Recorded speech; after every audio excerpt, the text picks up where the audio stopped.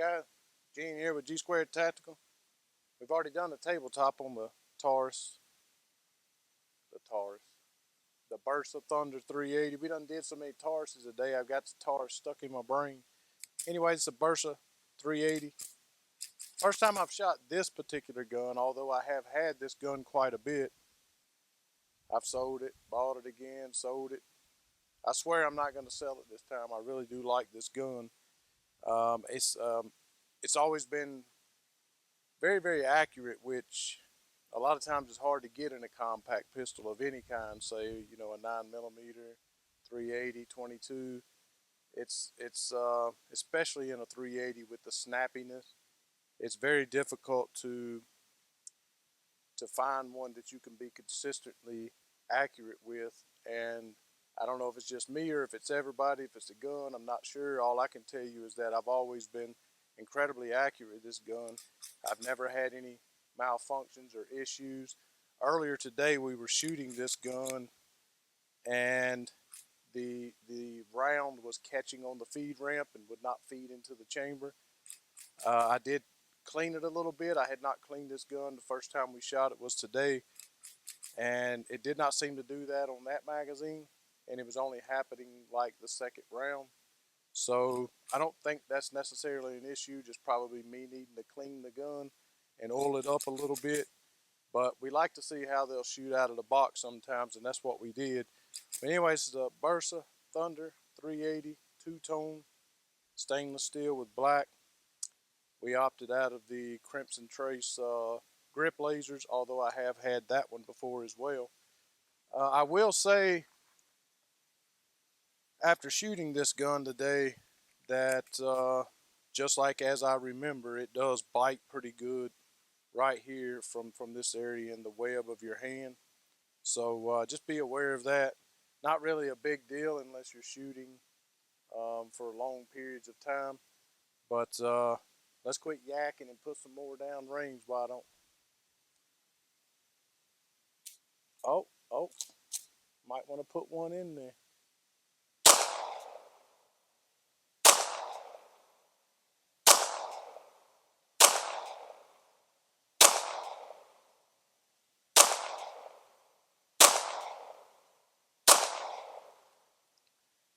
I know that y'all can't see the target because it's not a splatter target. It's pretty far away from the camera, from the phone.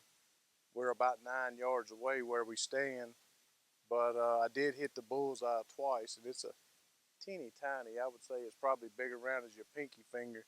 So that kind of goes to the accuracy thing that I was telling you about.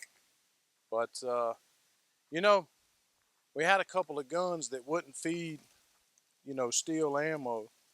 And there's been a few times on the channel we've had some folks say when we were really putting on a pedestal, this ammunition is very hot. It's in the sun. But we had a couple of folks that said, well, will it feed steel ammunition? Will it feed this type of ammunition? What we're shooting now, or what I have been shooting, is just looks like Winchester flat nose ammunition. So it's not the greatest ammunition in the world. This here is looks like some CCI, round nose, steel casing here. So let's see if she'll eat it, because people are always skeptics, always have to be skeptics when we say that something works, we say something performs, it'll eat anything. I think sometimes they want us to take a sandwich bag, put some ammunition in it, and pour some water in there, shake it up overnight, and then shoot it. And I don't know what people expect from us. I don't suspect anybody's going to be doing that to their weapon, especially one that they may be carrying. But this is some very old steel ammunition that I've had sitting around for quite some time that I refuse to shoot. So let's shoot it slow and see if it'll eat each one of them. It likes to eat slow. A slow eater is what it is. Yeah.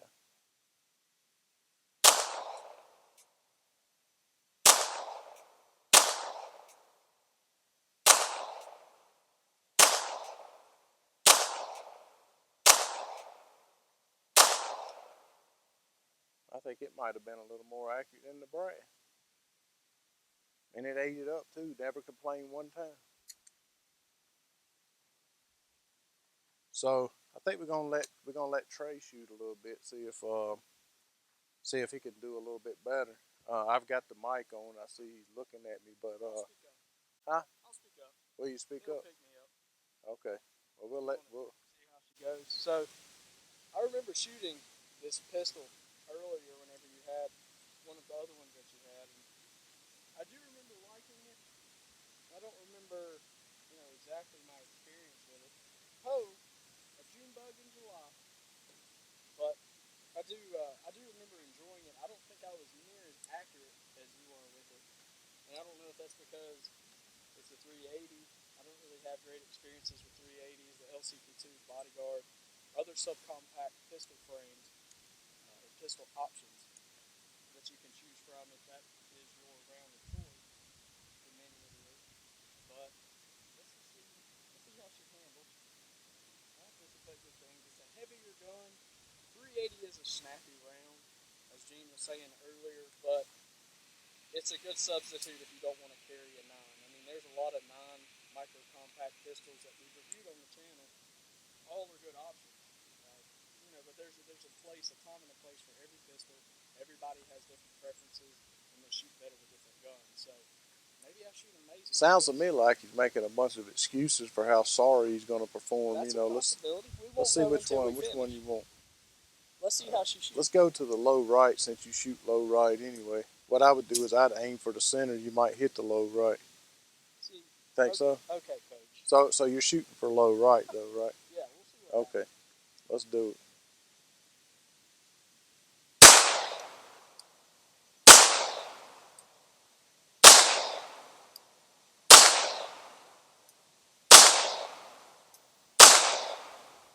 Yeah, that was not too shabby, big man. Say the first was pulled. It was pushed down, just simply because I was trying to anticipate that recoil. I have a bad habit of doing that, as a lot of other people do, and there's nothing I can really do about that. I mean, we switch different calibers. Some days I carry a 45, most days I carry a 9, but we're switching to a 380 now, and I'm not trying to make I'm making an excuse is what I'm doing, isn't it? But I like the way that it feels. It is certainly snappy. Like, when you compare the size of a 9mm and a 380, how that magazine got hot. You Yeah, all really that ammunition's hot sitting out here in the sun. sure is. You really get a lot of similarities as far as size goes. So it's important to kind of take that into consideration too. I mean, you could be looking at a 9mm and not have as much snap, but what are you more accurate with? That's a big question. I think, in my case, I don't know, Gene. I'll let you be the judge of that. I tend to hype myself up when I shoot good, so I'm on a pedestal right now. But I mean, you didn't hit the red, so you know. well, it's kind of like what you were saying earlier. The red is very hard to see, very hard to hit, and that's okay. It's a bunch of garbage. It sounds like to me. Well, you know how it is. I loaded Huh? you up one. Oh, did you? I did. I appreciate I that. tried to help you out some because I know how much I know how much it means to you. Yeah. Well, let me go ahead while I'm talking a little bit about the gun. It's got a very old school look to it. You know, I guess like maybe I've always thought it kind of had a mafia, um, that old school mafia look to it. It's very unique looking to say the least, and a lot of times people kind of steer clear from it for that reason. But I don't know. I really like how it looks. I've always enjoyed the way that it performed. I've always enjoyed the accuracy of it, the fact that you can put some laser grips on here and things like that. As I mentioned, it will bite you in the web of your hand here. It has a decocker, which most of you guys know if you've watched the channel for any length of time that I'm a fan of all things decocker on a hammer fired gun, and that's pretty sweet. With all of those available features, in a gun that I purchased for, if I'm not mistaken, it's about 350, maybe about 370 with tax or something like that. You know, it is a little bit bigger than some of the other 380 options out there. I get that. Um, and maybe not so much so easy or as easy to fit into your pocket, but you know, performance is performance. I'm gonna try to pull this from a double action. We have not done that today, just to see, how accurate. See if you can stay on target, because that is a long, heavy pull, as it should be from a single action. And let's just see what happens if we start from there. That's actually not that bad.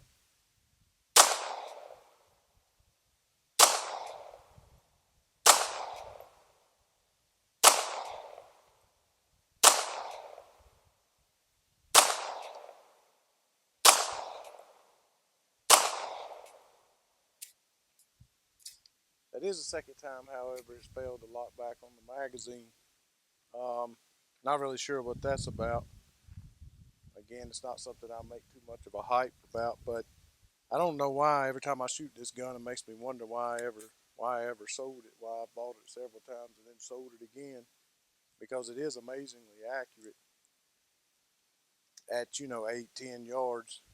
Um, but let's put a few more down range to see. I just tried to chamber the round out of the magazine, and it caught on the feed ramp there. It is a flat nose round that we're using, so I'm sure that doesn't help. Again, I don't think it's anything that could be contributed to the gun. Probably the type of ammunition that I'm using.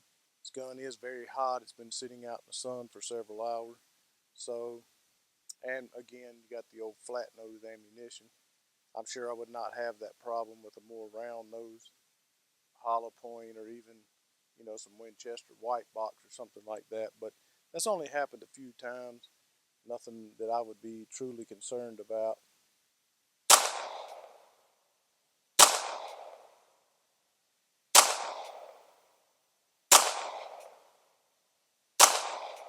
Look at that.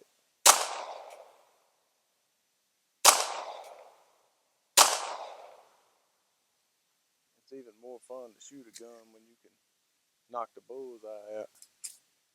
Y'all could take my word for it, because if I would have shot badly, Trey would have ran down there and showed y'all how bad it looked. You know? I'm debating on finding another target somewhere out here that is not that great, and telling them that was yours. Yeah, yeah. You know. But let's do a little rapid fire. Not really aim at anything. Just cause I'm sure everybody said, "Oh well, I had one time," and well, y'all never did rapid fire. It would fail if you rapid fired. If you got it hot. So you know, we can't ever do anything right. Sometimes it ain't. It's what's good for one person's not good for another. So I think we encompassed everything in this. We shot some steel. We're using flat nose Winchester ammo. We're going to do some rapid firing. It's so hot that it's burning my hands to hold the ammunition and the gun as well. I wouldn't necessarily call it a torture test, but you know, in comparison to the last torture test we did, I would say that it's definitely not a torture test. But no, it's not. No, it's not. But you know what? We're gonna bring that gun out today, and we're gonna show you guys that even after all we put that G3 through, it still performs flawlessly. That ought to make some folks happy. What do you think?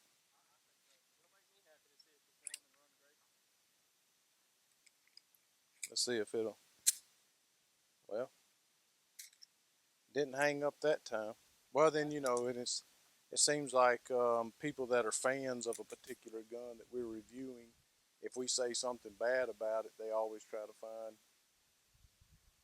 some reason it was our fault. But let's shoot it as quick as we can and see if we have any issues. I don't suspect that we will.